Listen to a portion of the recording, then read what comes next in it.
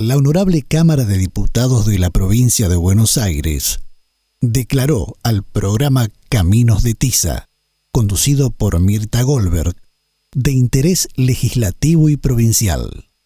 La legislatura de la Ciudad de Buenos Aires declara de interés educativo, social y cultural de la Ciudad Autónoma de Buenos Aires el programa periodístico Caminos de Tiza, conducido por Mirta Goldberg, y que se emite desde el año 2000 por la TV Pública.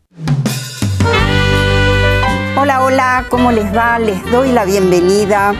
Y ustedes saben que a lo largo de estos 23 años de Caminos de Tiza, le fuimos dando lugar a temas polémicos, temas que es interesante debatir. Puedo recordar el voto a los 16 años, la educación emocional, nuevas teorías de aprendizaje, nuevas formas de evaluar. Cuando se planteó aquí en la ciudad de Buenos Aires la creación de la UNICABA y sobre esa base cerrar los institutos de formación docente, temas que de pronto instala el Ministerio de Educación de alguna provincia o la Nación o un partido político. Voucher o Estado, un tema que atañe a toda la comunidad educativa. Calle 13, Latinoamérica, y enseguida comenzamos. Un pueblo sin pierna pero que camina. Oye, tú no puedes comprar al viento, tú no puedes comprar al sol, tú no puedes comprar la lluvia, tú no puedes comprar el calor, tú no puedes comprar las nubes, tú no puedes comprar los colores, tú no puedes comprar mi alegría, tú no puedes comprar mis dolores, tú no puedes comprar al viento, tú no puedes comprar al sol.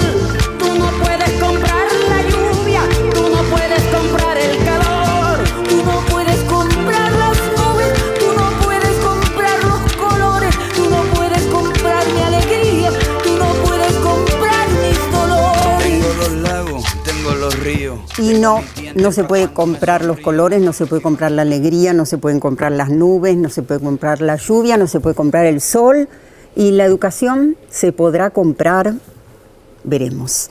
Le doy la bienvenida a nuestros invitados, Natalia Stopani y Gabriel Brenner. Gracias por venir, ¿cómo están? ¿Cómo va? Gracias por la invitación.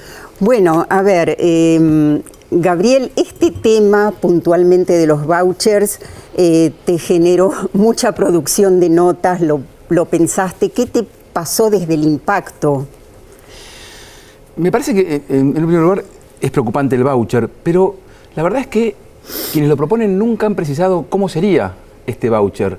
Por lo tanto, lo primero que quiero decirte es que más que voucher es una rifa. Porque lo que se está rifando es la educación pública.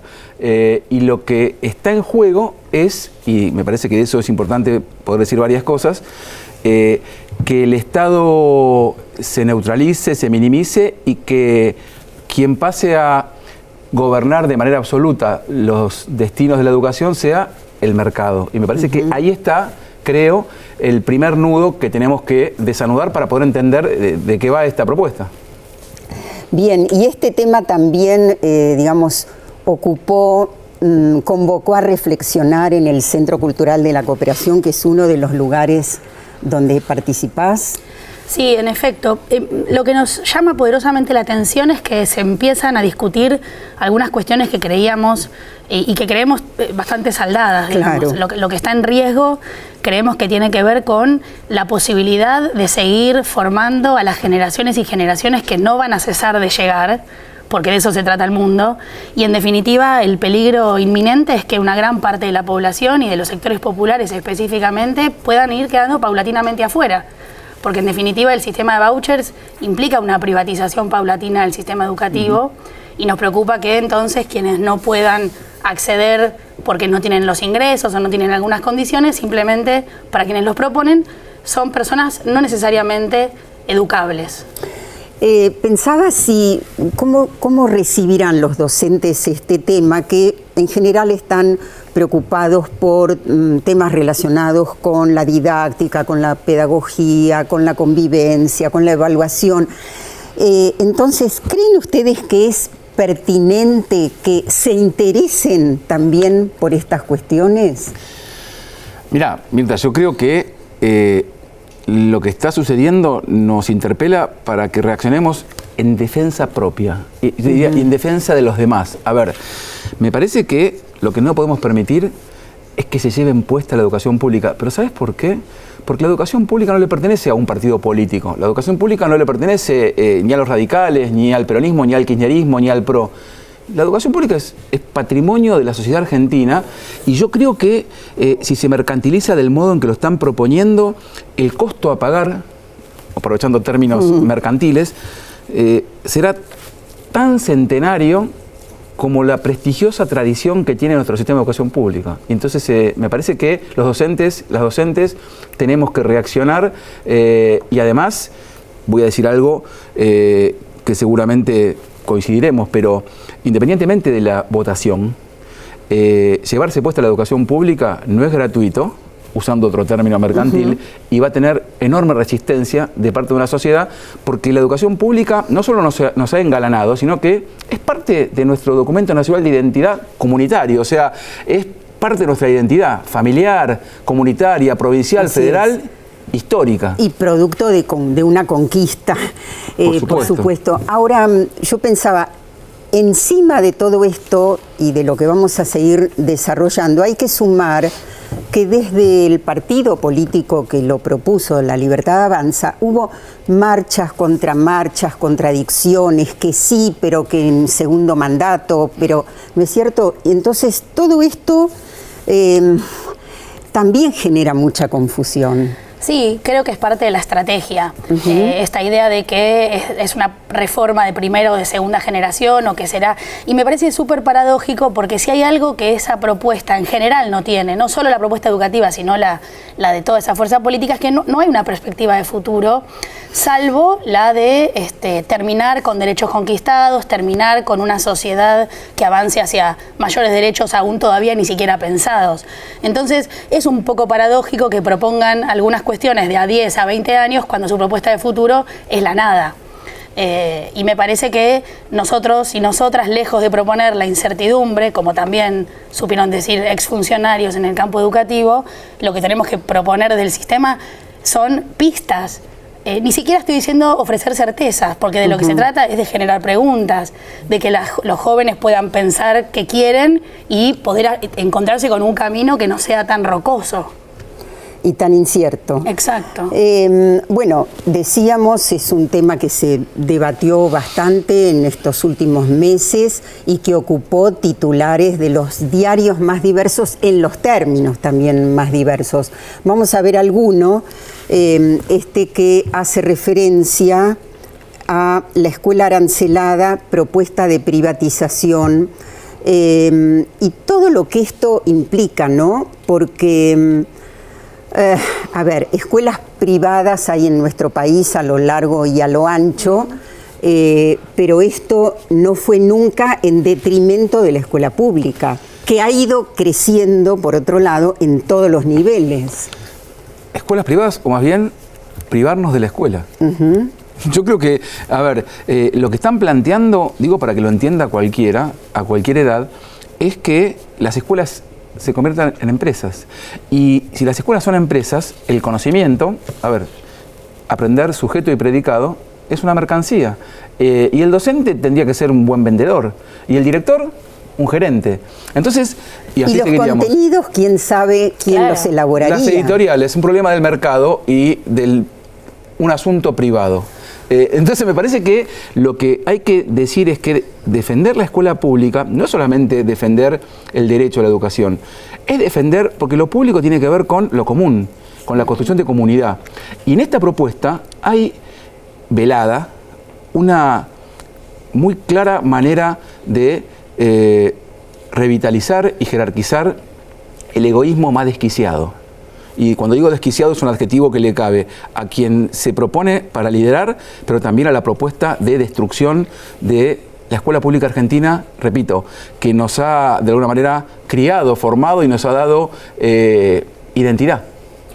Sí, y también me parece que la propuesta tiene una presunción de competencia, digamos, del valor de la competencia como un valor que puede ingresar al sistema educativo, asumiendo que cada escuela podría empezar a competir por la calidad educativa y que eso redundaría en que entonces las escuelas con menos estudiantes van a mejorar la calidad y demás para justamente captar la matrícula, porque si no van a terminar cerrando. Claro, lo que pasa es que las escuelas compitan es uno de los, me parece, de los peores conceptos que podemos ingresar en educación cuando se viene proponiendo desde hace tanto tiempo que dentro de los equipos docentes haya una actitud colaborativa, ¿no? Y es esto lo que básicamente hay que seguir aprendiendo.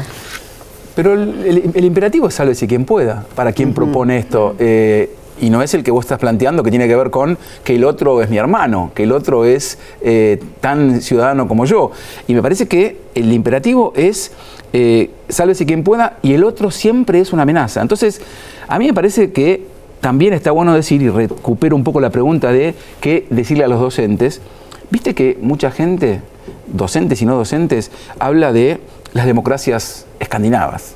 Sí. Y cuando hablas de la educación te hablan de Escandinavia. Bueno, los países escandinavos tienen políticas de Estado muy fuertes, sostenidas en el tiempo, y nos demuestran que incluso tienen políticas de Estado, no políticas cortoplacistas de gobierno. Por eso es que allí, en todo caso, uno podría plantear la ESI, o políticas tan importantes como la alfabetización, que sean de Estado y no cortoplacistas y que cambien cada 4 años. Entonces me parece importante decir que esas democracias de las que se habla de manera ideal, bueno, tienen políticas públicas en educación y sostienen al Estado hace muchos años. Entonces, la idea no es solo no dinamitar al Estado, no achicarlo, sino que el Estado sea, que haya más y mejor Estado. Eso es cierto.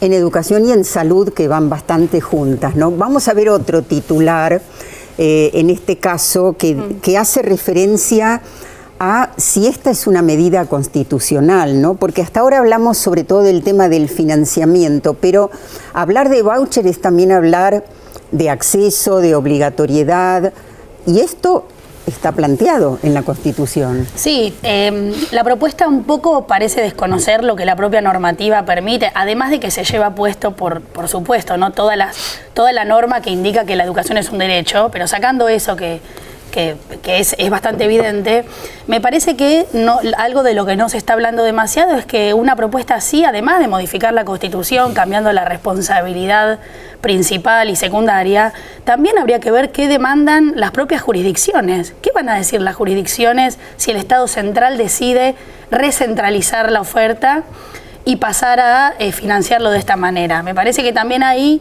hay un llamado federal a la resistencia desde las propias jurisdicciones, porque no es solo un asunto de la política nacional. Yo también quiero agregar algo que está bueno también que pongamos sobre la mesa, y es que, a ver, nadie que solamente se sostiene en la negación, o en todo caso en un negacionismo recargado, puede propositivamente construir algo, o sostener algo en el orden de la construcción, o la mejora de la vida y de la educación de los demás. Digo, a ver, estamos hablando de una propuesta, y quien la encabeza más su equipo, en la que se sostiene en la negación, pero más que nada en la banalización del Holocausto, en la negación, y peor, en la apología de la dictadura, en la negación de la pandemia y el efecto reparador de las vacunas, en la negación del cambio climático, y fundamentalmente en la negación del derecho, y no lo dicen, plantean la libertad, pero lo que sostienen y quieren es el privilegio. Porque, señora Mirta, yo no puedo pagarle 260.000 pesos mensuales la universidad pública para mi hija. Bueno, negación de la dictadura, negación del cambio climático, también ahí ya estás ingresando en contenidos, ¿no? Claro. Decíamos antes algo en relación a la obligatoriedad, lo vemos ahora en un titular. Y recordemos, ahí dice estudiantes secundarios en defensa de la educación. Bueno, no solo los estudiantes secundarios se pronunciaron, también hay un titular aquí que dice la Federación Universitaria Argentina contra la educación arancelada en los vouchers. Pero en relación a la obligatoriedad, yo quería retomar, mi ley decía, no se le puede obligar a alguien a hacer lo que no quiere. A ver, en primer lugar, cuando hablamos de obligatoriedad de la enseñanza, el primer obligado es el Estado. Exacto, quien se compromete a garantizar el acceso, Exacto. la permanencia y el egreso de todos los niños, niñas y adolescentes es el propio Estado. Me parece que ahí hay un corrimiento clarísimo de la responsabilidad y además me parece que es también una decisión política de dejar al arrojo al conjunto de la población y sobre todo a quienes no llegaron todavía. Entonces, me parece que también es muy peligroso porque claramente desdeña de una parte de la población. Bueno, ese desdeño al que haces referencia creo que también habla de un enorme desconocimiento porque las familias, y cuanto más humildes, más quieren y valoran escuela para sus hijos, ¿no? Mirá, comparto plenamente, pero es muy audaz y también tenebroso porque, digamos, captura la sensibilidad y un sentido común, porque es verdad, a nadie le gusta que lo obliguen a nada. Entonces, lo que él justamente recoge es, digamos, Claro. acá estamos los que te vamos a decir, ¿cómo el Estado te va a obligar? Entonces, en la confusión aprovecha para, de alguna manera, tergiversar y confundir los tantos. A ver, vos lo dijiste con claridad. Obligación no es de la persona, digamos, individual. La obligatoriedad refiere fundamentalmente a que el Estado está obligado a hacerse garante del derecho de esa persona a estar en la educación obligatoria. Y además, también digo, informémonos un poco, porque la educación obligatoria es también la que recoge esas historias de Mi hijo el doctor, la 1420, y que Argentina fue un Todos ejemplo... los premios Nobel de la Argentina. También, y que Argentina fue un ejemplo promediando un poco más que la mitad del siglo pasado, logrando que toda su población acceda al nivel primario, cosa que no le pasó a los países hermanos de Latinoamérica. O sea, me parece que hay que ser más cuidadoso porque a veces uno no tira todo por la borda y estamos hablando, repito, de nuestras familias, de nuestra historia, y me parece que hay que, en todo caso, ser un poco más respetuoso. Sí, a mí me parece que también es muy importante asociar el modelo económico a esta propuesta, porque encaja perfecto con un modelo económico que no pretende redistribuir la riqueza. Si asumimos que la educación, entre sus múltiples funciones, tiene que distribuir los bienes culturales, distribuir los bienes simbólicos, permitir el acceso a una dimensión de la vida cultural, me parece que cualquier propuesta de restricción, de privatización, de mercantilización, lo que quiere es defender a lo que ellos llaman casta, que será aquella que se quedará con esa posibilidad de adquirir, de acercarse, de apropiarse de esos bienes culturales. Lo escuchamos un poquito a Milei. Y a los pibes que hoy están en la universidad libre y gratuita y te van a votar a vos. A eso. Para. Pero déjame terminar la pregunta. ¿Gratuita? Sí. ¿Gratuita? ¿Vos te crees que es gratuita? No, en los hechos no, pero gratuita. ¿Gratuita es No, gratuita? pero ¿cómo la cambiás? No, decime si es gratuita. Porque hoy, pero no me tenés que desafiar a mí, me tenés que responder la pregunta. Luis, no te estoy desafiando, es una ¿Sabés qué? No me terminás de dejar de preguntarte, es al revés lo que está pasando. A ver, es un planteo retórico. ¿El tuyo? Yo no te, o sea, no te estoy ni desafiando No. ni nada, Luis. Digo, de hecho, estamos hablando... Los pibes que te van a votar a de vos. vuelta, Que te van a votar a vos. La pregunta es, ¿existe algo que es gratis? No, en términos generales no, pero... No, pero, a ver, no existe nada gratis, lo pagan los que no lo usan en beneficio de los ¿Y que lo vos qué usan. querés? ¿Que sean todas las universidades privadas? No, vos podés tener universidades públicas, podés tener universidades privadas, es decir, vos en realidad tenés de gestión estatal, de gestión privada. En el mundo ideal, que no es dentro de 3 días, porque hay que hacer un montón de reformas, Sí, claro. vos podés tener un sistema de vouchers. ¿Qué es un sistema de vouchers? Vos vas a estudiar, yo te doy los vouchers. Mirá, ¿sabés? En una época... ¿Y cómo hago? ¿Y cómo hago? Pero seguime con Cuando la yo regla era que estaba- chico Sí. digo, y empecé a trabajar, a mí una parte del sueldo me la pagaban con algo que se llamaban ticket canasta. Sí. ¿Y que servían para qué cosa? ¿Para comer? Para comprar comida. Sí. ¿Sabes? Hoy tenemos un voucher funcionando. ¿Sabes cómo se llama? ¿Cómo? Sube. Es el sube. Es un voucher. Está bien. ¿Esto qué quiere decir? Entonces vos le pagás... ¿Cómo es el voucher? Yo te lleno tu tarjeta, digamos, con los fondos para que vos pagues la institución a la que vos querés ir. Entonces, vos podés ir a una institución de gestión estatal o podés ir a una institución de gestión privada, a la que a vos más te guste, pero vos elegís. Vos elegís la que se te da la gana. Hoy la posibilidad de elegir es tan complicada, ¿no? Con el nivel de pobreza que hay y el nivel de ingreso que hay. ¿Estamos de acuerdo con eso? Pero, a ver, de vuelta, los recursos están. No es que, digamos, se les vas a quitar recursos. Vos se los podrías dar de otra manera para fomentar la competencia. Porque quizás, ¿me entendés? Yo no tengo plata y no tengo por qué estar cayendo en una institución que me adoctrinen con la basura marxista. ¿Ok? Sí, Natalia. Me parece que el final lo dice todo. Hay dos cosas que me parecen importantes destacar. Primero, esta idea de la educación pasaría a ser algo más para ofertar, quien quiere la toma, quien no la deja. En el medio de eso, insisto con la caída, no en la escuela pública, como dijo un exmandatario, sino en la caída de una parte de la población, habida cuenta de que las pocas experiencias que hay en el mundo de aplicación de vouchers implican una profunda segregación del propio sistema. Como dicen algunos en Chile, hay una escuela para cada clase social. Pero alguien te diría, pero él dijo que le va a dar plata al que quiere para que vaya a la escuela privada o pública. Claro, el punto, la experiencia nicaragüense muestra que no alcanzaba eso y que había que poner plata del propio bolsillo. Y esa política se terminó. El gobierno de Ecuador tuvo que volver a centralizar el sistema y los vouchers de Nicaragua, y no existen más. O sea que la experiencia tampoco indica éxito. Chile, ese país que él y ellos miran como ideal, sí. No hay más que preguntarle a las jóvenes y los jóvenes chilenos que están aquí estudiando en nuestra universidad pública por qué se cruzan la cordillera. Si porque vienen de vacaciones o porque vienen a estudiar a nuestra universidad o a nuestro sistema de educación público de nivel superior. Es simplemente salir a preguntarles y ahí vas a ver que se endeudan no para comprar una vivienda.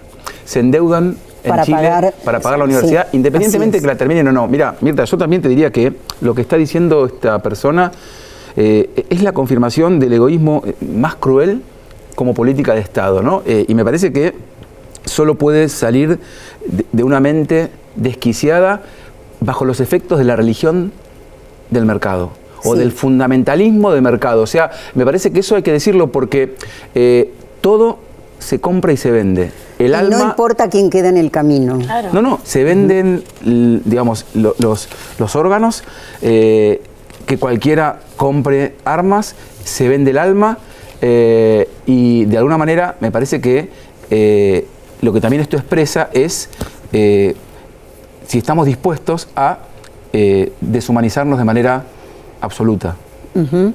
Bueno, nos vamos al próximo bloque, seguimos con este tema de hoy, voucher o Estado.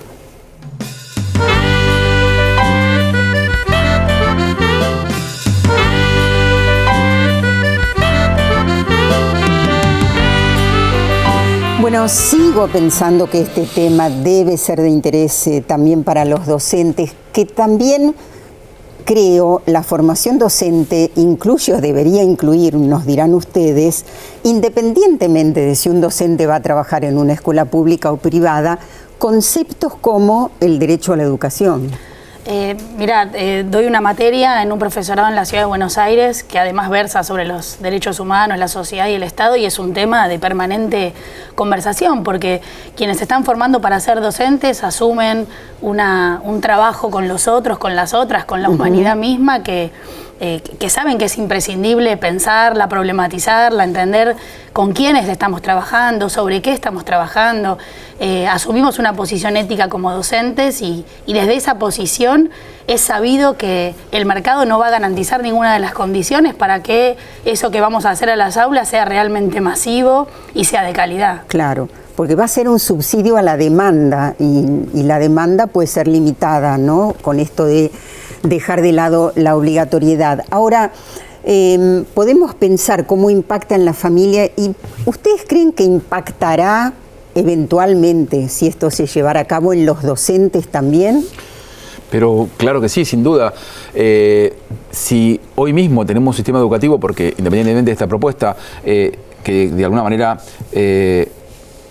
es tendiente y ha construido un trabajo docente muy individual, digamos, ¿no? Lo normal es un trabajo individual y a veces muy individualista. Me parece que el desafío es construir trabajo colectivo y eso a veces resulta contracultural. Imagínate bajo estas reglas de la competencia feroz, del sálvese quien pueda, que es no solo para los pibes y las pibas, sino también para los docentes, en donde la idea es que el otro está de alguna manera pendiente de sacarme mi lugar y que yo tengo que de alguna manera aventajar al otro. Por lo tanto, de esa relación, ¿cuánta posibilidad hay de planificar juntos pensando en que el objetivo tiene que ser que un pibe aprenda más y mejor?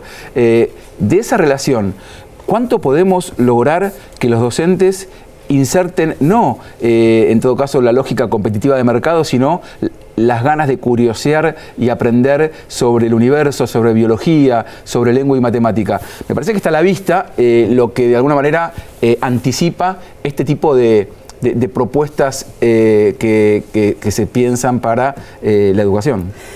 Sí, y Milei justificaba esto en algunas de las notas que le hicieron, diciendo que total hay muchos que no cumplen la obligatoriedad, que se permite porque esto no se pena. El tema es si cambiando las reglas del juego eso se soluciona, ¿no? Si no hay que crear las condiciones sociales o hacer esto que se hizo tan a fondo en la provincia de Buenos Aires, el ATR, el acompañamiento a las trayectorias y revinculación, yendo casa por casa, tomando conocimiento de por qué un chico había abandonado la escuela. O sea, son respuestas muy diferentes. Sí, me parece que la propuesta educativa habla de un modelo de sociedad que se propone, ¿no? Porque no es solo la idea de qué pasa cuando no hay Estado, sino qué responsabilidad nos cabe como generación adulta de estos niños, de estas niñas, de estos jóvenes,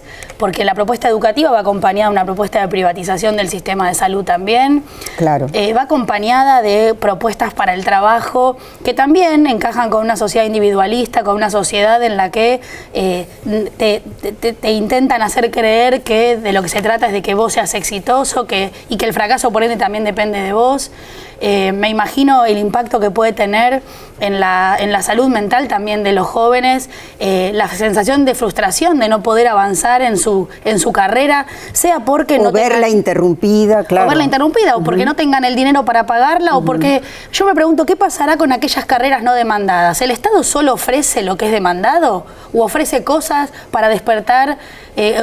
Los talentos científicos se construyen, no nacemos científicos. Entonces, cuando el Estado no oferta, pasa a ofertar lo otro.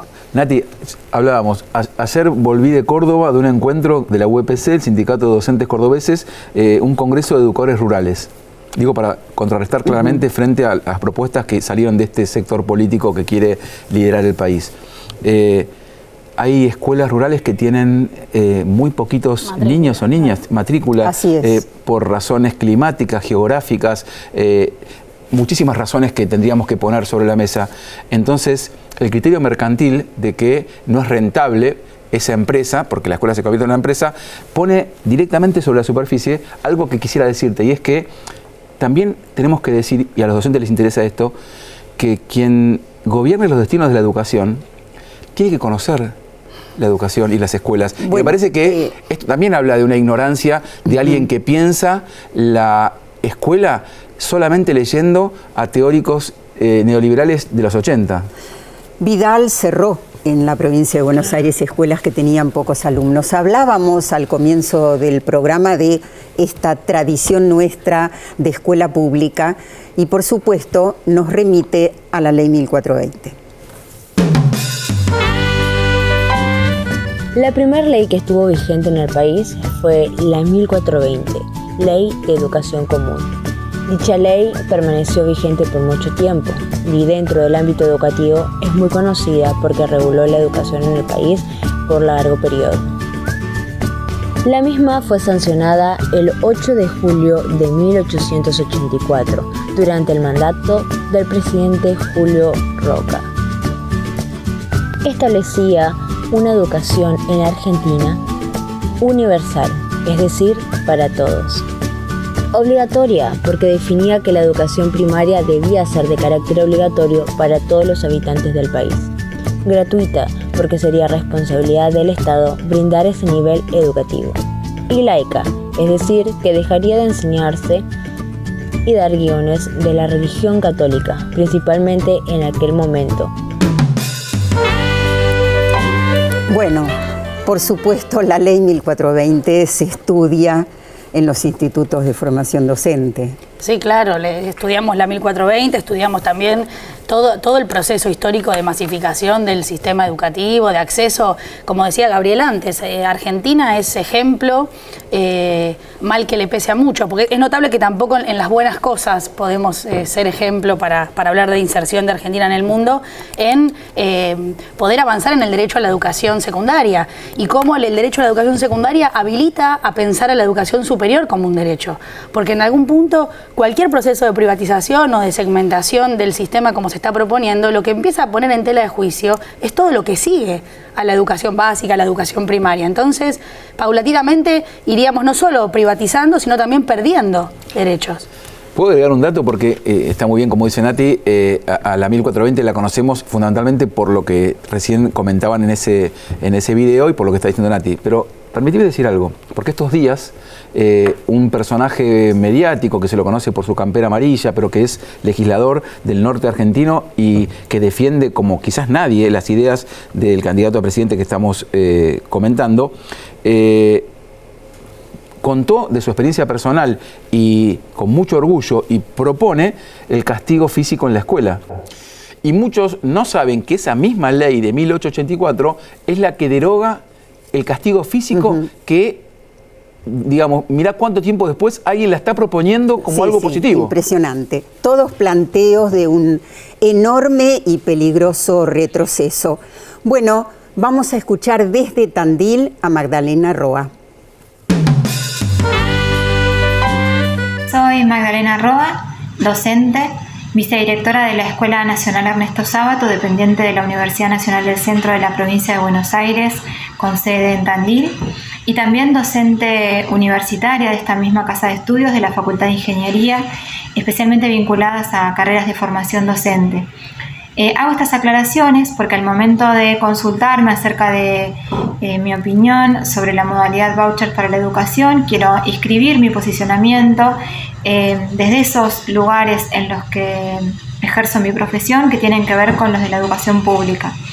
Es así que adhiero a la concepción de nuestra normativa actual, que entiende la educación como un derecho y donde es el Estado quien debe garantizarla. Esto enunciado tanto en la Constitución Nacional como retomado por nuestra Ley de Educación Nacional.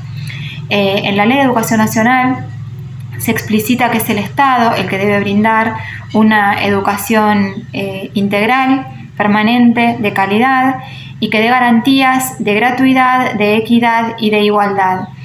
Es posible que la escuela media, y puedo hacer el recorte de mi análisis ahí, tenga que ser repensada, revisada en función de la educación que ofrece, en función de que estas garantías pueden no estar necesariamente dadas, pero asumo que no es desde esta modalidad vouchers para la educación que esto puede lograrse, especialmente porque esta modalidad supone una modificación profunda en la concepción acerca de la educación.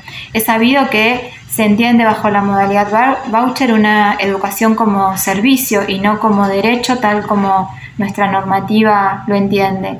Y a su vez, esta regulación que debe hacer el Estado la delega en las leyes del mercado, y ahí hay un cambio de perspectiva importante.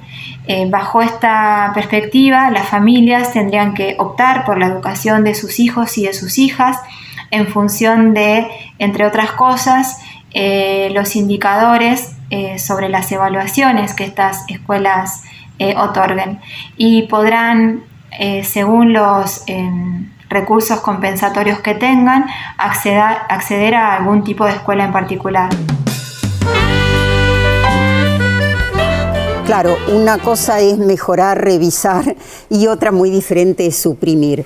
Un pequeño comentario cada uno. Sí, me parece que ella da de lleno con dos cuestiones. Por un lado, lo del mercado, digamos, pasamos a pensar a las escuelas como empresas con fines de lucro. O sea, el fin deja de ser la garantía del derecho, sino la búsqueda de un rédito económico de otro tipo. Y la necesidad de revisar el rol de la familia. Si el derecho a la educación no pone a la familia en un lugar de demandante de un servicio como un consumidor, sino que la familia participa del acto educativo desde otro lugar, desde un lugar de cuidado, desde un lugar de acompañamiento, pero no desde un lugar de demandar algo bajo lógicas que no son las propias del sistema. Gabriel. Yo creo que, acuerdo plenamente, agregaría que es la confirmación de lo que se conoce como darwinismo social, digamos, ¿no? Donde lo que tiene que lograrse es la supervivencia del más fuerte. Y me parece que eso tiene menos que ver con las reglas de la vida en comunidad y tiene mucho más que ver con la ley de la selva. Así es. Bueno, Magdalena Roa, segunda y última parte.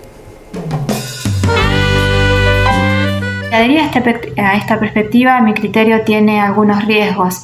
Si estos indicadores competitivos que tendrían las escuelas están dados por las calificaciones de los estudiantes y a partir de esto se otorgarían también incentivos a las instituciones, se corre el riesgo, si estas evaluaciones son externas y estandarizadas, se corre el riesgo primero de que merecería discutirse esa concepción de evaluación, en tanto los educadores la entendemos como inherente al proceso de enseñanza-aprendizaje y no es así como se ejecutan a partir de evaluaciones externas. Pero por otra parte, si las instituciones educativas quieren ser competitivas y necesitan de esos indicadores, podrían preseleccionar a la población estudiantil, a sus destinatarios clientes, que potencialmente puedan tener esos resultados esperados que les permitan tener los incentivos esperados. Por otra parte, si esa evaluación es interna, para que una escuela se vuelva competitiva, los resultados, las calificaciones de sus estudiantes tienen que ser buenas y para ello, por un lado, podría dudarse de cuán fieles son respecto de los aprendizajes de los estudiantes, pero a su vez también podrían poner a los docentes en la encrucijada de tener que calificar a sus estudiantes para que la escuela sea competitiva de un modo esperado, generando un corrimiento en el acto de educar que debe ser ético-político y no con estas características. Bueno, le agradecemos a Magdalena Roa, que dirige una maravillosa escuela secundaria en Tandil, dependiente de la universidad, como ella misma nos decía, del centro. Sí, me hacía pensar en esto de la calidad y la evaluación y también los estudios indican que aún en esos países donde se han aplicado, por ejemplo en Chile, la propia OCDE establece que el sistema de vouchers no mejoró la calidad, sino que aumentó la segregación del sistema. Por lo tanto, ni la evidencia de los organismos multilaterales de crédito afirman que es un sistema exitoso en los términos que se propone. Así es, y entonces si no funcionó en otros países, ¿por qué tenemos que pensar que podría funcionar acá? Breve. Alimenta la obsesión de la evaluación que tiene que ver con no mejorar la calidad de lo que se aprende, no mejorar la calidad de lo que se enseña, sino fundamentalmente pensar en los docentes como aplicadores de instrumentos que no construyen, sino que se los dan enlatados. Y los pibes y las pibas, Mirta, respondedores seriales de múltiple choice. Entonces, me parece que ese es, en todo caso, el tipo de persona que quieren formar. Alguien que sea pasivo, que no piense por sí mismo y que responda por múltiple choice a exámenes estandarizados que vienen enlatados y hechos por otros. Bueno, de los cuales ese ha sido otro de los grandes temas polémicos a los que muchas veces dedicamos un programa. Nos vamos al próximo bloque y vamos a escuchar también opiniones de padres. Es mucho más que muy bien felicitado. Bueno, recuerdo también que una de las críticas de Milei, ¿se acuerdan cuando fue sacando los papelitos? Fue a la posibilidad de prescindir del Ministerio de Educación. Gabriel, estuviste varios años en el Ministerio de Educación ocupando un cargo muy importante. ¿Cuál fue exactamente? Subsecretario de Educación. Nada más y nada menos. En una época muy fructífera del Ministerio de Educación, mientras era ministro Alberto Silioni. ¿Y qué función cumple el Ministerio? ¿Qué significaría despojarse del Ministerio de Educación de la Nación? Que un equipo deje de tener director técnico.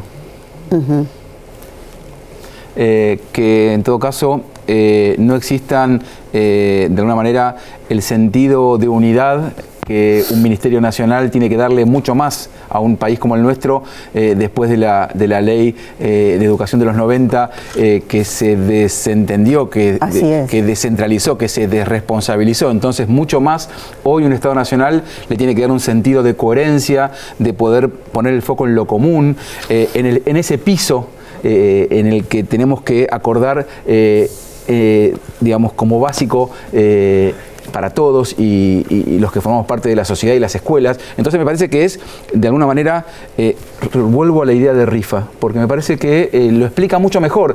Está bien discutir el voucher, pero estamos pensando y estamos cerca de que alguien rife algo que nos costó mucho construir. Vos sabés, Mirta, que se puede destruir en muy poco tiempo lo que en mucho tiempo nos costó construir.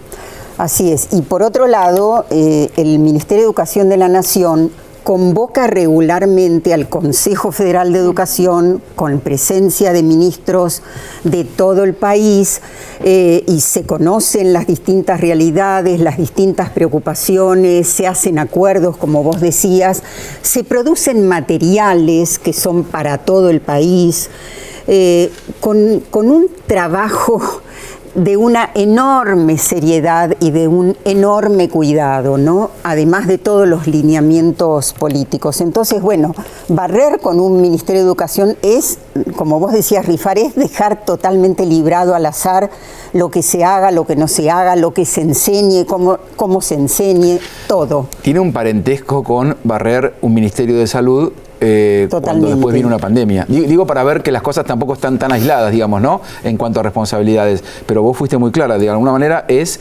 desresponsabilizarse fundamentalmente del cuidado de los demás, porque también un Ministerio de Educación cuando enseña cuida y viceversa, cuando cuida enseña, no solamente cuida un Ministerio de Salud. Entonces es directamente decirle a la sociedad, bueno, desde el Estado ya no los vamos a cuidar y vamos a enseñarles como puedan las provincias. ¿Cómo impactó en los padres la propuesta del voucher? Mamá de un hijo y una hija en la escuela pública, como familia, como comunidad educativa, repudiamos la propuesta de campaña de Javier Milei, en donde propone la implementación de los vouchers educativos. Nosotros consideramos una aberración, ya que la educación debe continuar siendo gratuita, universal y de calidad, y no es un servicio, sino que es un derecho. Mi escuela es muy linda y quiero que siga así. Mi nombre es Camilo Fernández, soy cooperador escolar hace 16 años y desde el movimiento cooperador vemos con mucha preocupación esta idea de unos candidatos o de un candidato de implementar un sistema voucher para la educación. Por muchos motivos. Primero porque es el primer paso a una política de, entre comillas, privatizadora de la educación, que ya en este momento el 50% de la matrícula concurre a escuelas de gestión privada, pero dentro de todo bajo una órbita de un Ministerio de Educación. Este mismo candidato no solo habla de voucher, en donde asume que uno va a recibir el voucher en función de lo que vale, y muchas veces lo que vale está ligado a la capacidad que tiene de producir, sino que incluso maneja ideas de no obligatoriedad de la educación. Y es curioso cuando algunos les gusta tanto hablar de este concepto de meritocracia, la no obligatoriedad de la educación lo que quita es la posibilidad de que en esta supuesta carrera algunos arranquen con más ventaja y otros con ningún tipo de ventaja. Entonces vemos con muchísima preocupación esta idea de un supuesto sistema de voucher que todavía no nos explicaron cómo sería, pero que en los países donde vimos que se implementó no funcionó, que lo único que hace es ampliar la desigualdad, lo único que hace es generar escuelas de primera, escuelas de segunda, que se tengan las escuelas que poner en una estrategia prácticamente de marketing para poder capturar estudiantes y poder seguir funcionando o no. Así que esperamos que realmente primero que los candidatos que hablan de voucher nos puedan explicar de qué se trata, porque lo poco que explicaron es bastante aterrador.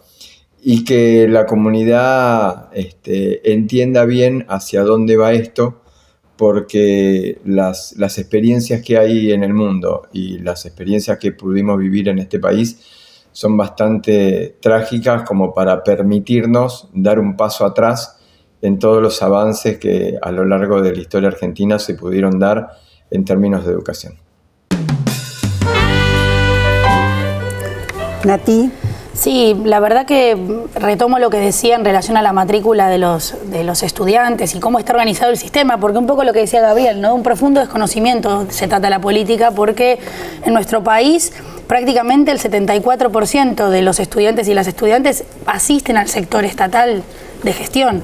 Por lo tanto, la escuela privada ha ido avanzando con el correr de las décadas, pero todavía ocupa un lugar que no es mayoritario. Y eso permite pensar en que el sistema, a través de su ministerio, lo que intenta es regular las disparidades que ya tenemos, regionales, jurisdiccionales. Para eso está el ministerio, para justamente intentar a quienes menos tienen, acercarlos a otras condiciones y hacer que haya un piso común, una distribución común de bienes. Me parece que también el cooperador da en la tecla en el sentido del sistema. El sistema intenta igualar, pero tal vez la propuesta va en sentido contrario.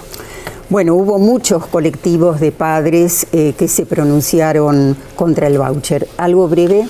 No, me parece que hay que pensar en fortalecer la educación como derecho, y eso supone, en todo caso, un Estado que pueda compensar esas desigualdades y que pueda apuntar a generar condiciones para que seamos para que haya más igualdad.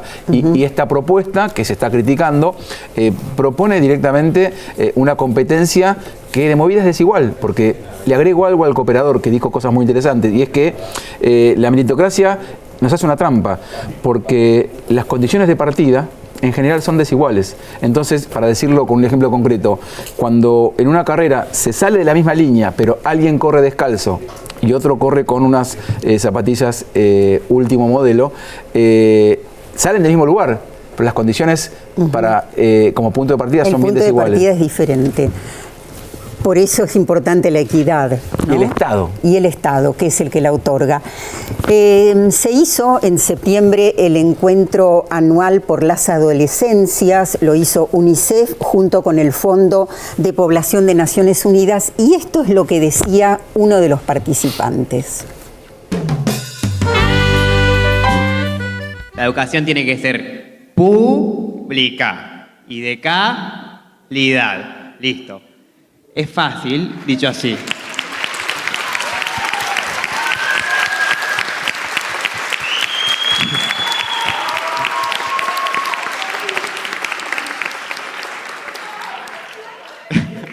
Bueno, ¿y qué significa que sea pública, no? ¿Y qué significa que sea de calidad? No puede ser una o la otra, tienen que ser ambas cosas.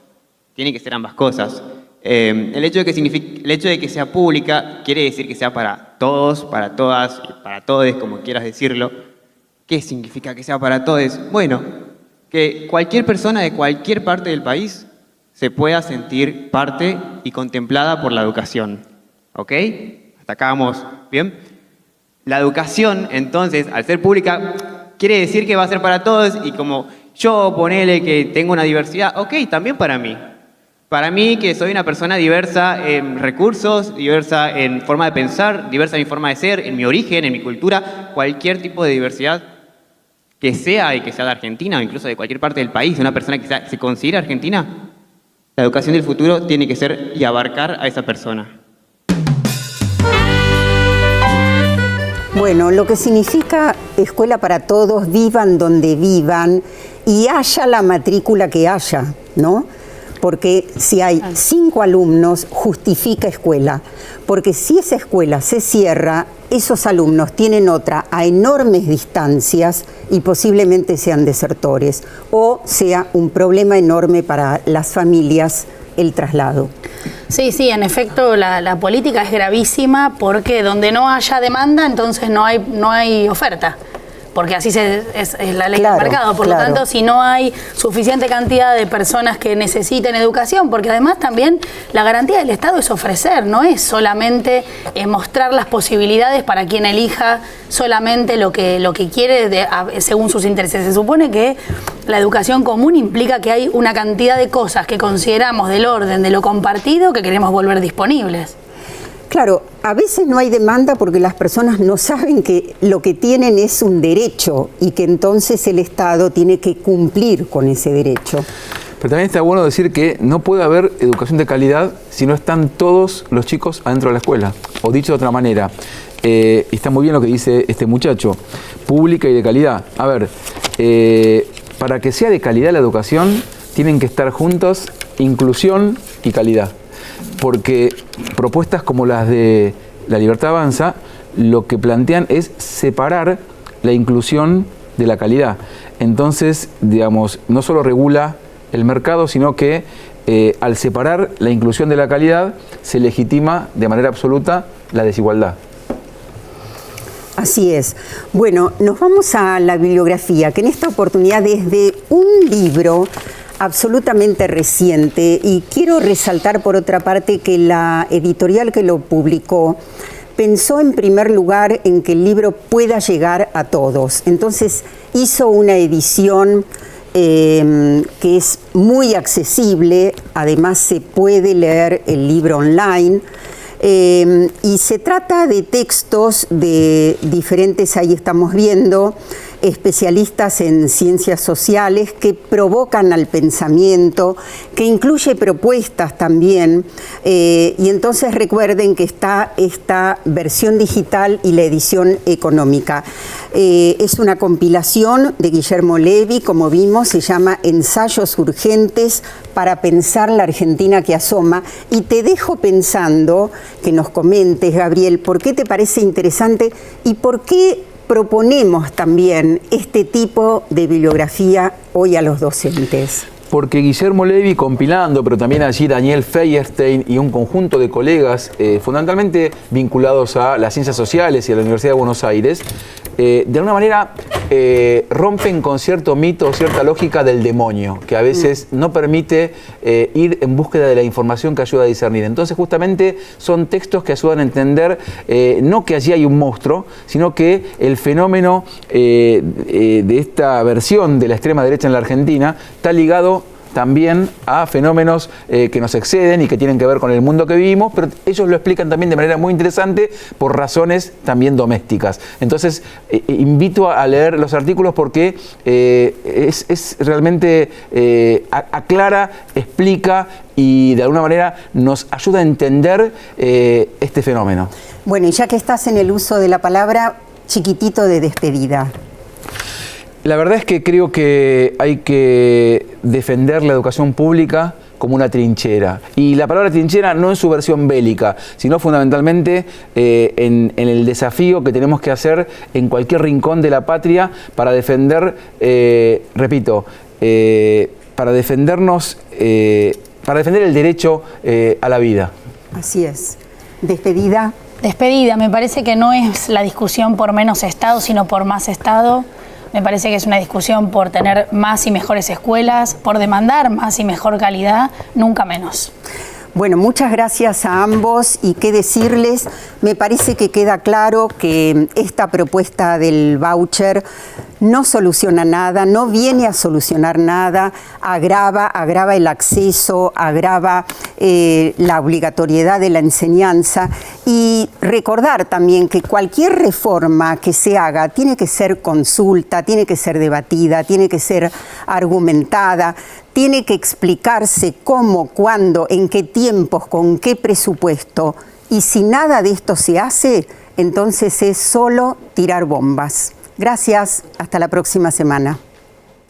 Auspició este programa CETERA, Confederación de Trabajadores de la Educación de la República Argentina. SUTEBA, Sindicato Unificado de Trabajadores de la Educación de Buenos Aires, acompaña este programa.